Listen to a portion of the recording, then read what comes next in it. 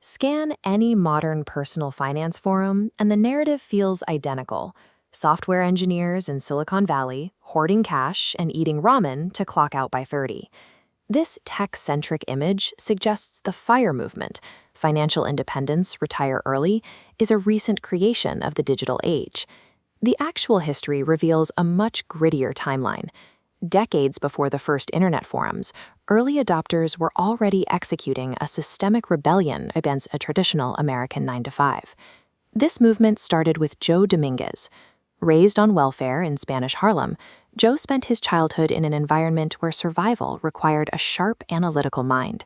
He learned to assess threats and identify openings in systems that were designed to keep people like him in poverty. When he took a job at a Wall Street firm, he brought that same survivalist perspective to the financial markets. Joe deconstructed the mechanics of the market, viewing the entire financial system as a set of rules that could be leveraged to facilitate an exit. By capping his expenses and saving with absolute discipline, Joe bought his time back.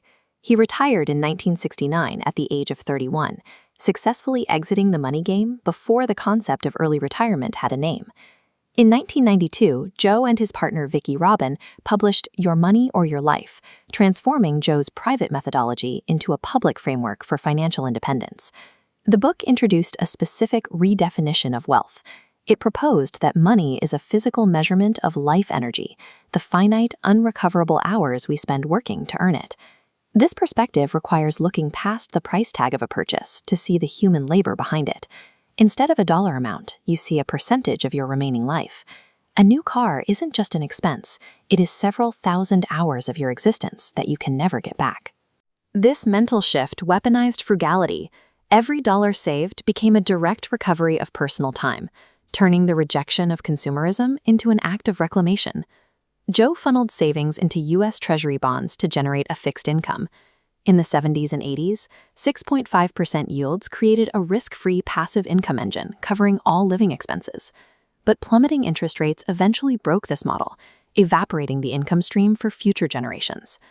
The 2008 financial crash served as the final breaking point.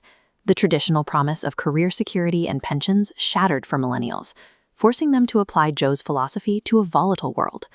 Modern practitioners shifted from bonds to low-cost index funds, maintaining a 70% savings rate while moving capital into the broader stock market. To manage volatility, they utilized the 4% rule. Withdrawing a small annual percentage maintains a level income despite market fluctuations. The internet served as a decentralized laboratory for this transition, crowdsourcing the mathematical protocols necessary to keep a 1990s escape plan viable in the 21st century. Achieving a 70% savings rate requires a near-total rejection of modern life. It demands the elimination of travel, dining out, and often moving into significantly downsized living spaces. This level of restriction often leads to deep social isolation. By treating every social outing as a threat to the budget, practitioners risk fracturing their personal relationships during the most formative years of their lives.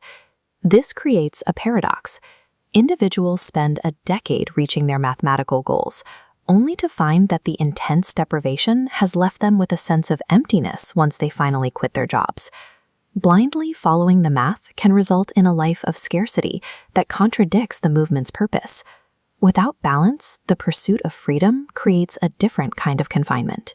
Joe Dominguez and Vicki Robin argued that the end goal was never the cessation of work. They focused on a deeper objective. They defined financial independence as the moment you achieve total autonomy over your choices. It is the point where your resources are sufficient to allow you to govern every hour of your day. This autonomy looks different for everyone. It might mean a career in conservation, traveling, or continuing to work a corporate job, but doing so because you want to, not because you have to. Money serves its highest purpose when used as the raw material to construct a life you never want to leave.